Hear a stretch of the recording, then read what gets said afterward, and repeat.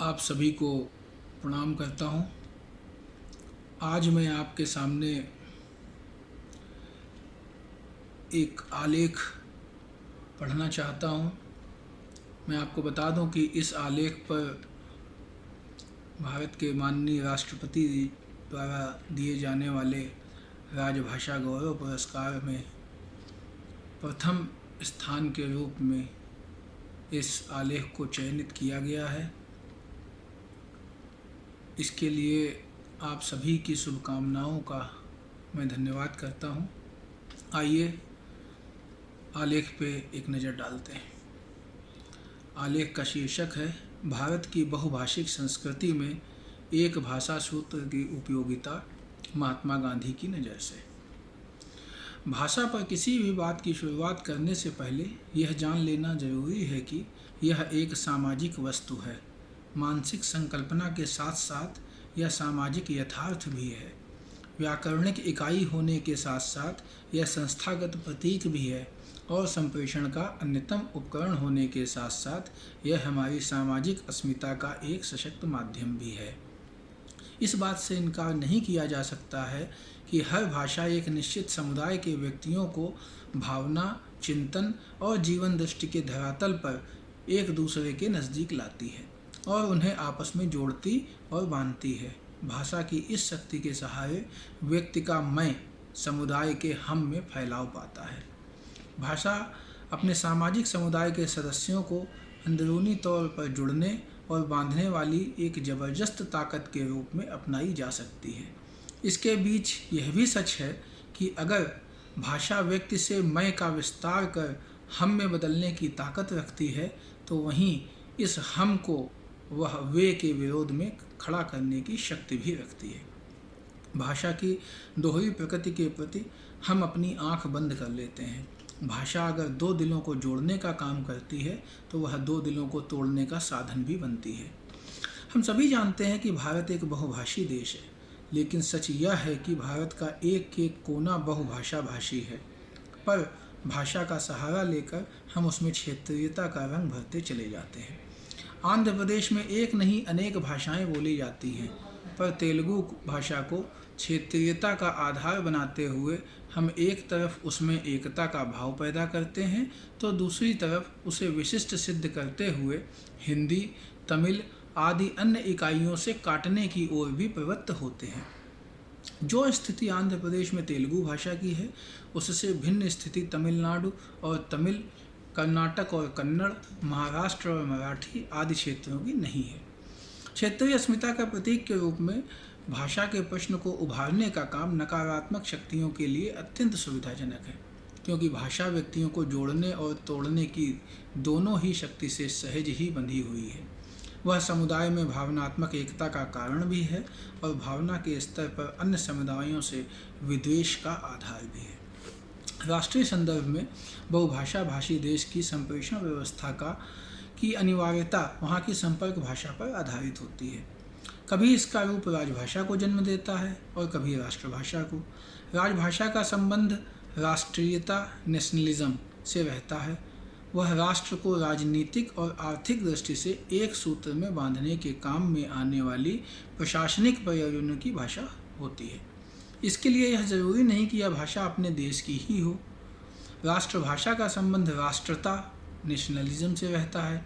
उसके पीछे जाति प्रामाणिकता और ग्रेट ट्रेडिशन की शक्ति काम करती है और उसके सहारे समाज राष्ट्र के स्तर पर समाज और संस्कृति के संदर्भ में तादाम में स्थापित करता है और अपनी सामाजिक अस्मिता सिद्ध करता है। प्रत्येक देश राष्ट्रीयता और राष्ट्रता के द्वंद्व का समाधान अपने ढंग से करता है। उदाहरण के लिए घाना और गैम्बिया ने राष्ट्रीयता की प्रवृत्ति से प्रेरित होकर उस भाषा को देश की भाषा का स्तर दिया जो स्वतंत्रता पूर्व शासकों की भाषा थी। इजराइल, थाईलैंड, सोमालिया, इथोपिया आदि देशों ने राष्ट्रता से अनुप्राणित होकर अंतर क्षेत्रीय स्तर पर फैली अपने देश की प्रचलित भाषा को राष्ट्रभाषा का दर्जा दिया।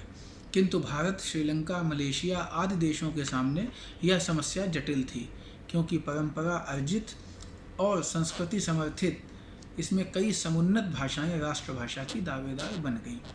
भारतीय समाज न केवल बहुभाषी समाज है, बल्कि स्तरीकृत होने के कारण उसकी भाषाओं में शैली भेद सामाजिक प्रयोजनों के साथ संबंध होकर सामने आते हैं। मातृभाषा का सवाल और उसकी समस्या एक भाषी देश में जिस रूप में दिखाई देती है, वह बहुभाषी समाज में अलग रूप से प्रतिफलित होती दिखाई देती है। इस बात को बार बार दोहराने की ज़रूरत है कि भारत एक बहुभाषी और बहुसांस्कृतिक देश है, और इसीलिए उसकी सामाजिक अस्मिता की प्रकृति भी एकात्मक नहीं है। यह भी ध्यान देने की बात है, भारत केवल इसलिए बहुभाषी नहीं है कि यहाँ 1600 से ज़्यादा मातृभाषाएँ हैं या 200 के लगभग वर्गीकृत भाषाएँ बोली जाती हैं और लगभग 10 लिपियों का प्रयोग होता है। यह संभव है कि कोई देश इसलिए बहुभाषी घोषित कर दिया जाए क्योंकि वहाँ भिन्न भिन्न भाषाओं के बोलने वाले समुदाय रहते हों। भारतीय परिदृश्य इस प्रकार सबसे भिन्न है, इसलिए यहाँ भाषा का विषय कठिन होने के साथ साथ अत्यंत चुनौतीपूर्ण भी है। पिछले कुछ दिनों से भाषा के मुद्दे पर जिस तरह से चर्चाएं हो रही हैं, उससे एक बात तो साफ है कि भारत की भाषा समस्या को समझना तथा उसे हल करना इतना आसान नहीं है। जैसा कि हम जानते हैं, भारत की भाषाई समस्या नई बात नहीं है। इतिहास को देखने से ज्ञात होता है कि भारत की भाषा समस्या आज़ादी से पूर्व की है। इस दिशा में भारत के राष्ट्रपिता महात्मा गांधी ने काफ़ी चिंतन मनन किया था। डॉक्टर सर्वपल्ली राधाकृष्णन ने राधाकृष्णन शिक्षा आयोग की रिपोर्ट में इंगित किया था कि भारत के शिक्षाविदों में अगर किसी बात को लेकर सबसे अधिक विवाद है तो वह है हमारी भाषा की समस्या। इसका प्रमुख कारण है कि भाषा का मुद्दा हमारे अंतर्मन को इतना उद्वेलित करता है कि वस्तुनिष्ठ तरीके से इस समाधान का पाना या इस समस्या का समाधान निकालना अत्यंत मुश्किल कार्य है। भारत की अनेकता में एकता तथा विविधतापूर्ण संस्कृति होने के कारण भाषा की समस्या का दूसरे देशों से तुलनात्मक अध्ययन नहीं किया जा सकता है। यह प्राचीन कहावत है कि भारत में बहुत कम दूरी पर भाषा और पानी का बदलाव देखा जाता है। इसी कारण किसी एक भाषा पर आम सहमति बनाना, किसी एक भाषा को पूरे देश में लागू करना या किसी एक भाषा में संपूर्ण राष्ट्र के कार्यों को करना असंभव ही प्रतीत होता है। दक्षिण अफ्रीका में रहते हुए गांधी जी ने कहा था कि जो भारतीय माता पिता अपने बच्चों को सिर्फ अंग्रेजी में बात करना सिखा रहे हैं, वे अपने देश के साथ गद्दारी कर रहे हैं। वे अपने बच्चों को अपने देश की आध्यात्मिक और सामाजिक धरोहर से वंचित कर रहे हैं। गांधी जी अंग्रेजी भाषा के खिलाफ सबसे पहले खुलकर बोले थे। वह कहते थे, भारतीय भाषाएं न सिखाकर करोड़ों लोगों को सिर्फ अंग्रेजी सिखाना उनको मानसिक रूप से अंग्रेजों का गुलाम बनाना है। इसलिए लॉर्ड मैकाले ने पहले ही अपनी शिक्षा पद्धति द्वारा यानी अंग्रेजी शिक्षा द्वारा सालों तक हमें बांधे रखा था। क्या यह दुखद नहीं है कि हम अपने घर वालों को समझाने के लिए भी अंग्रेजी भाषा का प्रयोग करते हैं? गांधी जी की खुद की मातृभाषा गुजराती थी, जो अपने आप में एक समृद्ध साहित्य की भाषा है, किंतु गांधी जी ने बहुत सोच विचार कर राष्ट्रभाषा के लिए हिंदी अथवा हिंदी उर्दू मिश्रित हिंदुस्तानी को ही महत्वपूर्ण बताया। हिंदी के प्रति बापू का बड़ा गहरा प्रेम था। उनका भारतीय भाषा प्रेम और हिंदी अनुवाद के प्रति लगाव किसी से छुपा नहीं है। वह मानते थे कि राष्ट्रभाषा के बिना राष्ट्र की स्थिति एक गूंगे व्यक्ति के समान होती है। वह मानते थे कि जो भाषा भारत के दिलों पर राज करती है वह भाषा हिंदी है, यानी वह मानते थे कि हिंदी ही भारतीय हृदय की भाषा है। हिंदी भाषा के साथ साथ उन्होंने देवनागरी लिपि की भी वकालत की। उनका मानना था कि अखिल भारत में परस्पर व्यवहार के लिए एक ऐसी भाषा की आवश्यकता है जिसे जनता का अधिकतम भाग पहले से ही जानता और समझता हो, और उनका मानना था कि हिंदी इस दृष्टि से पूर्णतः उत्तम है। उन्होंने राष्ट्रीय व्यवहार में हिंदी को काम में लाने और देश की उन्नति के लिए आवश्यक होने पर बल दिया। कई देशी विदेशी विद्वानों ने हिंदी भाषा को लेकर अपने अपने विचार प्रस्तुत किए हैं। डॉक्टर ग्रियर्सन का मानना है कि हिंदी संस्कृत की बेटियों में सबसे अच्छी और शिरोमणि है। इसी प्रकार फादर कामिल बुल्के मानते हैं कि संस्कृत माँ और हिंदी तथा अंग्रेजी भाषा नौकरानी है।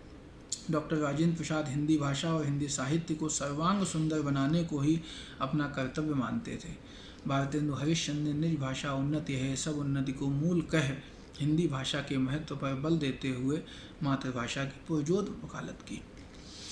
बाबूराम सक्सेना ने हिंदी का काम देश का काम है और यह राष्ट्र निर्माण का प्रश्न है, ऐसा माना। जस्टिस कृष्णस्वामी अय्यर मानते हैं कि समस्त भारतीय भाषाओं के लिए यदि कोई एक लिपि आवश्यक है तो वह देवनागरी ही हो सकती है। विभिन्न विद्वानों को हिंदी भाषा को लेकर दिए गए विचार इस बात की ओर संकेत करते हैं कि हिंदी एक ऐसी सशक्त भाषा है जो भारत जैसे राष्ट्र का पूरे विश्व में प्रतिनिधित्व कर सकती है, और इसमें कोई शंका भी नहीं है। गांधी जी की भाषा नीति सशक्त रही। उन्होंने सदैव माना कि अंग्रेजी अंतर्राष्ट्रीय भाषा है जो भारत की राष्ट्रभाषा का स्थान कभी नहीं ले सकती। यह महत्व केवल हिंदी को ही मिलना चाहिए। बापू के सपनों के भारत में एक सपना राष्ट्रभाषा के रूप में हिंदी को प्रतिष्ठित करने का भी था। हिंदी को राष्ट्रीय पहचान दिलाने में एक राजनीतिक शख्सियत के रूप में उनका बहुत बड़ा योगदान है। उन्हें अंग्रेजी भाषा का अच्छा ज्ञान था और सभी भारतीय भाषाओं के प्रति उनके मन में विशिष्ट सम्मान था। फिर भी उनकी हार्दिक इच्छा थी कि भारत के हर व्यक्ति को हिंदी भाषा अवश्य सीखनी चाहिए, भले ही वह अपनी मातृभाषा में शिक्षा प्राप्त करे। प्रांतीयता के स्तर की बात होती है तो वह हमेशा यही मानते रहे कि वहाँ शिक्षा का माध्यम प्रांतीय भाषाओं में बनाना चाहिए, किंतु हिंदी को राष्ट्रभाषा के रूप में अपनाने के संदर्भ में उनका सदैव कहना रहा कि देश के सारे लोग हिंदी का इतना ज्ञान प्राप्त करें कि इस देश का राजकाज हिंदी में चलाया जा सके। भारतीय भाषाओं, राष्ट्रभाषा हिंदी और हिंदी उर्दू की समस्या पर उन्होंने बहुत सी महत्वपूर्ण बातें कही हैं। गांधी जी ने अपनी भाषा के प्रति अपना प्रबल समर्थन और प्रेम दिखलाया है। सन 1909 में उन्होंने हिंदी स्वराज और अपनी भाषा नीति की घोषणा इस प्रकार की थी: सारे हिंदुस्तान के लिए जो भाषा चाहिए वह तो हिंदी ही होनी चाहिए। उसे उर्दू या नागरी लिपि में लिखने की छूट होनी चाहिए। हिंदू मुसलमानों के संबंध ठीक रहें, इसलिए हिंदुस्तानियों को इन दोनों लिपियों को जान लेना आवश्यक है। ऐसा होने पर हम आपस के व्यवहार में अंग्रेजी को निकाल सकेंगे। विभिन्न स्थानों पर दिए गए गांधी जी के भाषणों में हिंदी के प्रति सदैव ही अनुराग दिखाई देता है। बनारस, भागलपुर, कोलकाता आदि अनेक स्थानों पर उन्होंने जो भाषण दिए, वहाँ सदैव हिंदी को राष्ट्रभाषा बनाने का संदेश दिया। उत्तर भारत में हिंदी का जो भी विकास हुआ, गांधी जी उससे अनजान नहीं थे। इसलिए उनका मानना था कि हिंदी को एक सागर की तरह व्यापक हो जाना है, न कि नदी की तरह संकुचित रह जाना है। भारतीय राजनेताओं में गांधी जी ही पहले ऐसे नेता थे जिन्होंने ग्रामीण प्रदेश में राष्ट्रीय एकता को समृद्ध करने के लिए हिंदी को विधिवत सिखाए जाने को आवश्यक समझा और अपनी एक योजना बनाई। इसके अंतर्गत वेंकटेश नारायण तिवारी जैसे हिंदी सेवियों को लेकर दक्षिण भारत हिंदी प्रचार सभा का गठन किया। गांधी जी के अनुसार भारत की राष्ट्रभाषा में इन 5 विशेषताओं का होना आवश्यक है। पहला, राज्य के कार्यों के लिए सरल हो। दूसरा, सामाजिक, धार्मिक और राजनीतिक संप्रेषण का माध्यम बनने लायक हो। तीसरा, आधी से अधिक जनता इसे मूल रूप से समझ सके। चौथा, आम जनता आसानी से ग्रहण कर सके। और पांचवा, यह काम चलाऊ भाषा के रूप में प्रयुक्त न हो। गांधी जी ने तर्कसंगत रूप से यह साबित कर दिया कि अंग्रेजी में ये सारे गुण नहीं हैं और हिंदी ही एक ऐसी भाषा है जो इन सभी मानकों पर खरी उतरती है। लेकिन उनका कदापि यह लक्ष्य नहीं था कि हिंदी को राष्ट्रभाषा बनाकर अन्य भारतीय एवं क्षेत्रीय भाषाओं की अनदेखी कर दी जाए। भाषा के बारे में अपनी साम्राज्यवाद विरोधी एवं सामाजिक दृष्टि का परिचय देते हुए गांधी जी ने हिंद स्वराज में लिखा था: प्रत्येक पढ़े लिखे को भारतीय भाषा, हिंदी भाषी को संस्कृत का, मुसलमान को अरबी का, पारसी को फारसी का और हिंदी का ज्ञान सबको होना चाहिए। सारे भारत के लिए जो भाषा चाहिए वह तो हिंदी ही होगी। उससे उर्दू या देवनागरी लिपि में लिखने की छूट रहनी चाहिए। हिंदू और मुसलमानों में सद्भाव है, इसलिए बहुत से भारतीयों को ये दोनों लिपियां जान लेनी चाहिए। यह संपूर्ण गांधी वाङ्मय खंड 10 का पेज 56 है, जिसमें ये बात कही गई है। यहाँ यह उल्लेखनीय है कि गांधी जी ने हिंदी को किसी धर्म विशेष भाषा के रूप में नामांकित न कर सभी भारतीयों की भाषा के रूप में उसे पहचाना। यह प्रकारांतर से हिंदी के धर्मनिरपेक्ष और राष्ट्रीय चरित्र की स्वीकृति थी। गांधी जी का उक्त कथन ब्रिटिश साम्राज्यवाद के उस भाषाई षड्यंत्र का जवाब भी था जिसके तहत 19वीं सदी में फोर्ट विलियम कॉलेज द्वारा हिंदी को हिंदुओं की तथा उर्दू को मुसलमानों की भाषा के रूप में प्रचारित करके हिंदू मुस्लिम अलगाववाद की नींव तैयार की गई थी। हिंदी भाषा के स्वरूप की व्याख्या करते हुए गांधी जी ने कहा है कि मैं हिंदी भाषा उसे कहता हूँ जिसे उत्तर से हिंदू और मुसलमान बोलते हैं और देवनागरी या फारसी में लिखते हैं। गांधी जी चाहते थे कि बुनियादी शिक्षा से लेकर उच्च शिक्षा तक सब कुछ मातृभाषा के माध्यम से हो। दक्षिण अफ्रीका प्रवास के दौरान ही उन्होंने समझ लिया था कि अंग्रेजी माध्यम की शिक्षा हमारे भीतर औपनिवेशिक मानसिकता बढ़ाने की मुख्य जड़ है। उनका कहना था कि हम स्वराज की बात तो कर भी पराई भाषा में करते हैं, इससे बड़ी दरिद्रता और क्या हो सकती है। विदेशी भाषा में शिक्षा देने के जो नुकसान गांधी जी ने 20वीं सदी के आरंभिक दशकों में बताए, उनसे आज भी असहमत होना असंभव है। हमें स्मरण रखना चाहिए कि पिछले कुछ दिनों में 1 लाख करोड़ की लागत वाली और विश्व बैंक से कर्ज के बल पर जिस बुलेट ट्रेन की नींव रखी गई है, उस जापान की कुल आबादी सिर्फ 12 करोड़ है। जापान का भाषाई प्रेम किसी से छुपा नहीं है। हमारा पड़ोसी चीन भी हमारी तरह ही बहुभाषी देश है, किंतु उसने अपनी भाषा चीनी को प्रतिष्ठित किया है। मंदारिन जिसको कहते हैं आप, उसे वहाँ पढ़ाई का माध्यम बनाया। इस भाषा के बल पर आज दुनिया में चीन ने विकास की नई परिभाषा का सृजन किया है। इससे यह भी साफ होता है कि आज के दौर में भाषा समृद्धि के बिना राष्ट्र का संपूर्ण विकास संभव नहीं है। आज की आवश्यकता को देखते हुए सभी राज्यों को अपनी मानसिकता पर पुनर्विचार करने की आवश्यकता तो है ही, साथ ही हिंदी भाषा के आगे बढ़ने पर उनके स्वयं के राज्य की भाषा पर किसी तरह का संकट है, ऐसे अव्यवहारिक दुष्प्रचार से बचने की भी महती कोशिश करने की आवश्यकता है। यह लेख आपके सम्मुख पढ़कर मुझे बहुत अच्छा लगा। आशा है कि आपको ये पसंद आएगा। आपका बहुत बहुत धन्यवाद। नमस्कार।